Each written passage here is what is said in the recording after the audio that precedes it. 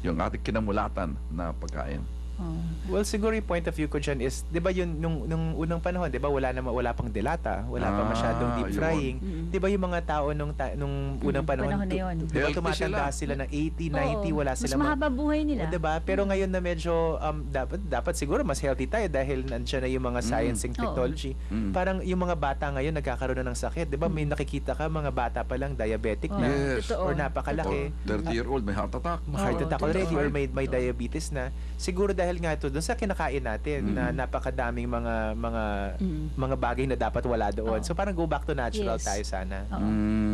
Okay. Jim, curious lang kung ano yung mga bote-bote Yes. dyan, ano? Kanina ko pa titignan ko ano I yung was mga yan also curious Oo. about that eh. Oo. Actually, itong mga bagay na dala ko ngayon is mga tinatawag na superfood. Okay. Yung superfood actually is term to na inimbento na ito yung mga pagkain na galing po to parati sa halaman. Oo. So galing siya sa either sa bunga, sa dahon or sa ugat na pag kinain mo ito ng yun maliit konting amount lang, makakabigay po ito ng number one is either napaka-sustansya na to sa isang pong bagay. Yes. Katulad ng let's say blueberries, 'di ba? Napakataas po nito sa antioxidant or yung sa Pilipinas, yung malunggay, napakataas po nito sa magnesium, ng calcium na konti pa lang talaga mabibigyan ka ng sustansya. So let's say malaking bote na yun, ano yun? No, ang laman po nito ay yung tinatawag na raw na cacao na meron po nito sa Pilipinas. Now, Okay. sa abroad talagang malaking bagay yung hilaw na cacao. Oo. Kasi kung linuto mo kasi yung tsokolate or ginawa mo na siyang let's say chocolate bar or kung ano man, syempre, linuluto natin siya, hinahaluan ng asukal, hinahaluan ng gatas. Kung ano-ano. So, medyo nawawala yung benefits niya. Pero, masustansya pa rin ang tsokolate. Pero kung kinain mo po ang raw cacao na hilaw, talagang makukuha mo yung sustansya niya. Di ba mapait yan? May mapait siya, pero ang sinasabi namin is, well, yung iba, they don't mind na mapait siya. Oo. Pero ang ginagawa ng iba is, parang dinudurog yan at hihalo mo sa oatmeal or cereal I or sa see. mga fruit Okay. shakes para mawala yung pait po niya. Ayun. So nabibili rin yan sa inyo? yung Opo, mga actually yan, ito mga superfood. Yung raw cacao is actually nagbibigay po ito ng enerhiya. So doon sa mga nag-workout, mga nag-gym, pagkatapos ng kanilang workout, isang buti lang ng cacao, kakainin rin. Yung ng kakao ba ganun. tsaka cocoa pareho? Yung kukuha po yung pulbos na. Ay, pulbos. Oo, yung cacao is yung bunga. Ayun. Yung buto ng yan yun. ng halaman. Yan yun, Oo. oo. Ayun.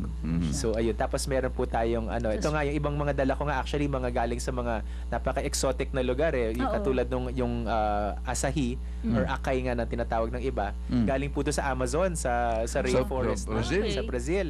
Yeah. Yung chia seeds naman po galing sa South America. So ito po yung mga kinakain ng mga Oo. warriors ng mga Oo. panahon na yun kasi napaka-konti lang na lang kailangan kainin. Ang napaka-lakas Bakit, palang. Angelo, wala ba tayo sa local equivalent na mga yan? Actually, well, yung kunyari itong asahi at saka chia, wala po yan dito sa Pilipinas. Oo, Ngunit, I see. dahil nga 'di ba agrikultura itong ating Pilipinang ating bansa, marami din tinatawag na Philippine superfoods. Oo. So ilan po dito ay yung kakao nga na sinabi ko, yung malunggay po ay isang Malunggay, superfood oo. already na tinatawag dahil ang konting kain lang natin ng malunggay is makakabigay po ito ng nakakalinis po ito ng ating dugo At at saka saka napakadaming nutrients. yung mga yung mga naglalactate, lactating, di ba? opo, yeah. Kailangan nila yun. oo. Yeah. So yung mga superfoods na to, isa pa yung medyo kakaiba sa restaurant namin. Talagang sinusubukan namin ihasama sa pagkain namin. Para aside from na organic na nga siya, tapos low in calories, tapos nakakapayat kasi nga walang pirito, walang mga processed food. Hinahaluan pa namin ng mga superfoods. So talagang sobrang sustansya na yung pagkain namin. Angelo, bakit masama ang prito?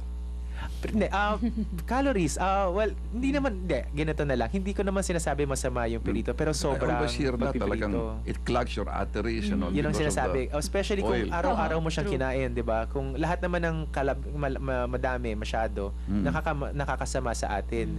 Pero hindi naman namin din sinasabi na sa mga tao na huwag kayong magpirito or huwag kayong kumain ng karne. Oo. Ang payo ko lang personally sa mga pumupunta sa restaurant namin is huwag nyo naman sobrang bitawan yung mga kinamulatan Huwag nyo. i-deprive din yung sarili. I-deprive. Kasi di ang ba? mangyari niyan is, siguro nga medyo healthy ka physically, pero malungkot ka naman dahil Oo. yung mga gusto mong kinakain, hindi mo Oo. hindi mo Matamlay nakakain. ka, o Oo. kaya malata ka. Or malungkot. Sad ka, depressed ka na pala. Pero you know, from my experience, dati ako meat eater ako dati, Oo. ano. And what I did, gradually, eliminate ko muna yung pork. Hindi ako makain ng pork for several months.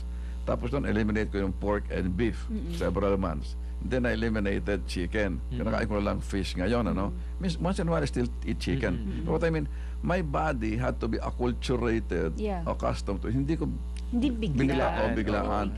Ngayon, I cannot eat anymore yung beef. Pag kumain ako, May reaction na, hindi ko hindi ko na makain yun. Tsaka yung baboy, hindi ko makain ngayon. Ako pork. Ganyan ako sa Nawala pork. na yung Medyo. taste ko for that. So, if people will do it yung bigla, hahanapin nila ulit Yes, eh. oo. Oo nga. Kaya ako Tapos sa baka withdrawal ayoko na. symptom. Oo. Pag Tama. cold Gradual. turkey, pag Cold turkey. Oo. So, ayun. So, talagang ang payo po namin talaga is, kaya nga talagang hindi namin tinatanggal yung mga items na yun sa menu namin. Pero, talaga ang payo ko lang talaga is, magdagdag ka ng mas healthy sa pagkain mo. Pagkain ng gulay, prutas, at Yes. saka organic as much as possible.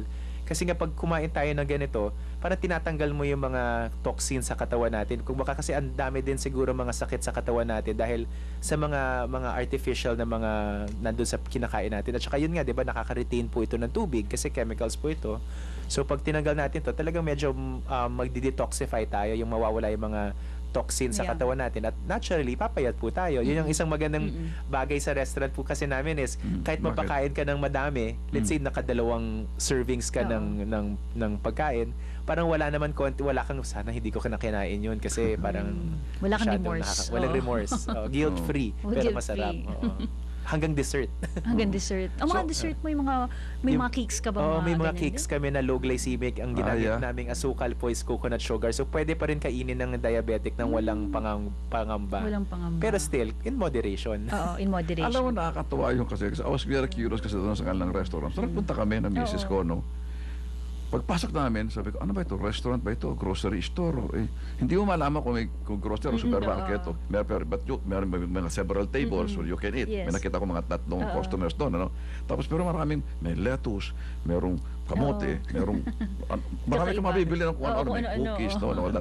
Parang grocery, At the same time. restaurant. Opo. oo. Eh, can you- Slash training room na nga ngayon. May Slash training room pa, oo, pag Sabado. diba? Kaya nga minsan pag Sabado talagang Oo. napupuno talaga yung parking at saka hanggang sa labas dahil napakarami na talagang tao na makikita mo maraming tao may gusto Oo. ng impormasyon tungkol sa healthy living. Natuto na rin sila. Oo. Lalo na ngayon, after this siguro, marami Sana maghahanap nga po sa eh. inyo. Nakita mo yung demand sa itong niche na to. Oh, actually yung Malaki yung, ang oh, demand. yung the reason why din linagay namin doon sa Green Hills kasi talagang may may community doon, Oo. usually mga friends nating Filipino Chinese na health conscious, pero talagang makikita namin na merong mga nagagaling sa Alabang, nagagaling sa Quezon City.